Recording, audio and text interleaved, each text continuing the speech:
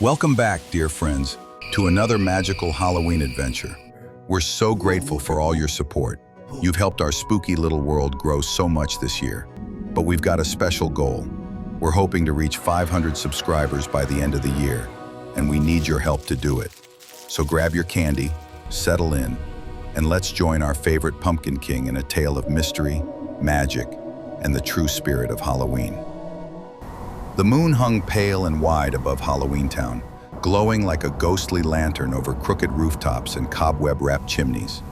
Pumpkins flickered on every doorstep, black cats prowled the alleys, and the air buzzed with spooky cheer. But tonight, something felt different. Jack Skellington, tall, slender, and sharply dressed in his pinstripe suit, stood in the town square beside the statue of himself. Normally, he'd be rehearsing his bone-rattling laughter or planning the next parade of scares. Yet tonight, his empty sockets looked troubled. "Something's wrong," he murmured, his bony fingers tapping his chin. "The pumpkins aren't glowing as bright. The bats are flying slower. Even the wind doesn't sound as howly as it should." From behind the fountain, Sally appeared, her patchwork dress swaying in the cool wind. "Jack, maybe everyone's just tired. You've been preparing for Halloween since July," she said gently, placing a stitched hand on his arm. Jack sighed. "Halloween is never tired, Sally. It's the heartbeat of this town, the rhythm of our bones. But tonight, I can feel something missing." Just then, a small creature scurried up. Zero, Jack's loyal ghost dog, his nose glowing faintly like a dim ember. Even Zero's light seemed weaker than usual. Jack's eye sockets widened. "Even you, my faithful friend?" Zero gave a soft, ghostly whimper. Sally frowned. "Maybe it's the work of Oogie Boogie again." Jack shook his head. "No, this is something else. Something older. Something missing." At that moment, the wind shifted, carrying with it a whisper, a voice. "Find what was lost before the dawn." Jack spun around, cloak fluttering. "Who said that?" Sally shivered. "Jack, no one's here." The voice faded, replaced by silence, but Jack's skeletal grin slowly returned, the grin of curiosity, not fear. "Looks like we've got a mystery to solve, Sally." By midnight, Jack had gathered the Halloween Town Council inside the town hall. The mayor, his head spinning nervously between happy and worried faces, stammered, "Jack, my dear boy, are you sure there's something wrong? The candy's sweet, the spiders are spinning, the children are screaming. It all seems quite fine." Jack slammed his bony fist on the table. "No, Mayor. Halloween runs on spirit, not just spectacle, and that spirit is fading." From the shadows, a raspy voice croaked, "Perhaps you should look beneath the town, Pumpkin King." It was the old gravekeeper, a hunched skeleton who hadn't spoken in decades. Deep below lies the Chamber of Whispers, where forgotten spirits go when their names fade from fright. Jack's eyes sparkled. The Chamber of Whispers, of course, that's where lost magic collects. The mayor gulped, "But no one's been down there for centuries." "Then it's about time someone did," Jack said with his signature grin. Sally sighed but smiled softly. "Then we'd better pack our stitching kits." They descended into the earth that night, guided by Zero's glowing nose. The stone stairs spiraled endlessly downward, lined with torches that lit one by one as Jack passed. At the bottom, they reached a vast underground crypt filled with floating candles and ghostly inscriptions. In the center lay an ancient marble table, and on it, an old parchment bound by cobwebs. Jack gently unrolled it. "It's a map," he whispered, "to the lost spirits of Halloween." Symbols glowed along the path, a ghost, a pumpkin, a bat, and a candle. Each marked a location: the forgotten pumpkin patch, the hollow windmill, the clock tower of shadows, and the midnight mirror. Sally leaned closer. "If we restore these 4 spirits, maybe Halloween's magic will return." Jack tipped his skeletal hat. "Then let the adventure begin." Their first stop was a pumpkin field far beyond the graveyard, one Jack hadn't visited since his earliest Halloween days. Once, it had been bursting with life, or well, undead energy. Now, The soil looked gray, and the pumpkins sagged like wilted moons. "Poor little pumpkins," Jack murmured. "They've lost their spark." Sally knelt beside one and brushed off the dust. "Wait, this one's crying." Indeed, tiny drops of glowing orange tears dripped from its carved eyes. "They're alive, but heartbroken," Jack realized. Then came a deep rumbling beneath the ground. The vines twisted and curled into a towering figure. The great gourd guardian, a pumpkin-headed spirit as big as a cottage. "Who dares disturb my patch?" boomed the creature. Jack stepped forward with a bow. "I am Jack Skellington, Pumpkin King. We've come to restore Halloween's spirit." The guardian's eyes flickered dimly. "Halloween's spirit? Ha! You speak of something long gone. Mortals don't fear, they celebrate. Children laugh instead of scream. What's left for us?" Jack thought hard. Halloween was never just about fear. It's about wonder, about magic, imagination, about making the world feel alive for one night. Sally added softly, "And even the smallest pumpkin deserves to shine." The guardian paused. Then its glowing cracks brightened, warm and gold. "You still believe?" Jack smiled. "Always." With that, the vines spread across the field, lighting every pumpkin in sight. The gray soil turned golden orange once more, and the map in Jack's hand glowed brighter. "One spirit restored," Jack whispered. 3 to go. The next night, the trio journeyed to the edge of Halloween Town, where the hollow windmill groaned in the distance. Its blades turned slowly in the cold, moonlit wind.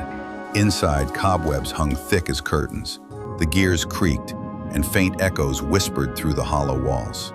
Jack tilted his head. This windmill once spread the howling winds of Halloween, the sound that made every child's window rattle.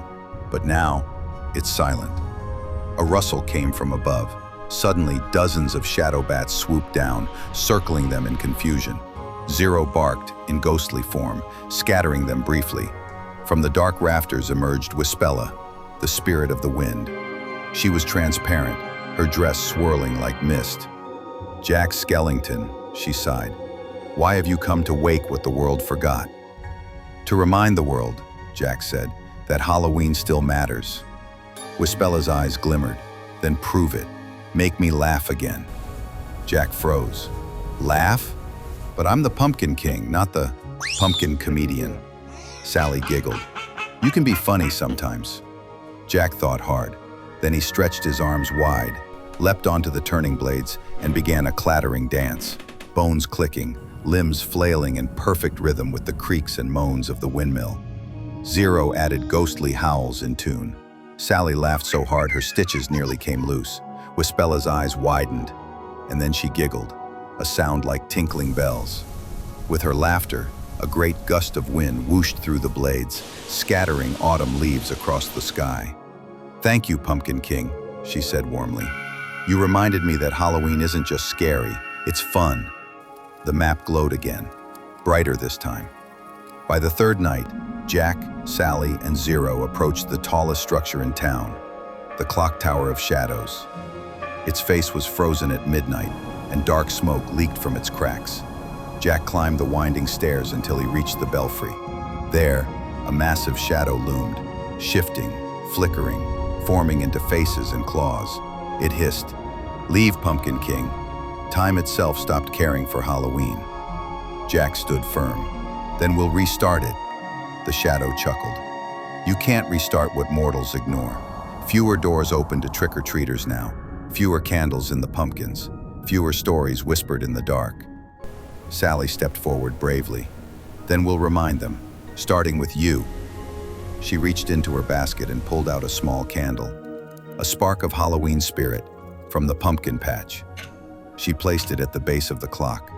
The flame flickered weakly, but Jack raised his hands, channeling the warmth of the 2 restored spirits.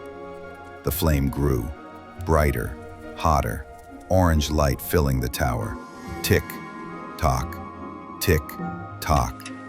The great clock hands began to move again. The shadows shrieked and dissolved into harmless smoke. The bell rang 12 times. each chime echoing across Halloween Town, waking the townsfolk in awe. Jack bowed. "And that," he said proudly, "is how you turn back time." Only one spirit remained. The final mark on the map lay deep within the forest of forgotten frights, a place so ancient that even Jack hadn't dared visit in years. Trees twisted like claws, and the mist shimmered faintly blue. In the clearing stood a broken mirror, tall as a house, rimmed with silver cobwebs. Its surface rippled like dark water. "This must be the midnight mirror," Sally whispered. Jack approached carefully. If legend is true, this mirror reflects the truest form of one's Halloween spirit. He peered inside and gasped. Instead of his reflection, he saw a dim version of himself. The Pumpkin King slumped in gray, surrounded by empty pumpkins and fading lights. The reflection spoke, its voice low and bitter. "You've lost your fear. You've lost your edge. You've made Halloween sweet." Jack recoiled. "That's not true. Halloween's about creativity, about excitement, about you, Jack Skellington." The reflection sneered. "You made it about you long ago." Sally reached for his hand. "Don't listen." But Jack pulled away, eyes dark with doubt. "Maybe he's right. Maybe I've turned Halloween into a show, not a spirit." Then, the reflection began to step out of the mirror. A shadow Jack, with glowing red eyes and sharp teeth. Zero barked furiously, but the shadow kicked him aside with a swirl of black smoke. Sally grabbed Jack's arm. "Jack, the mirror feeds on doubt. You have to believe again." Jack straightened. "Believe? In what?" "In us, in Halloween, in the joy it brings, not the fear it spreads." Jack took a deep breath, or the closest thing to it. Then he smiled, that confident, bony smile. "You're right, Sally. Halloween isn't about me. It's about everyone who keeps its magic alive." He turned toward the shadow. "And that includes you." The shadow paused. "Join us," Jack said. "Come home. Be part of the magic again." For a long moment, the shadow stared, then nodded. Its form melted into light and flowed back into the mirror, repairing the cracks as it vanished. The map burst into flame, a golden flame, and vanished in a swirl of shimmering dust. When they returned to Halloween Town, the entire place glowed brighter than ever. The pumpkins burned with golden light. The bats flew in sparkling patterns.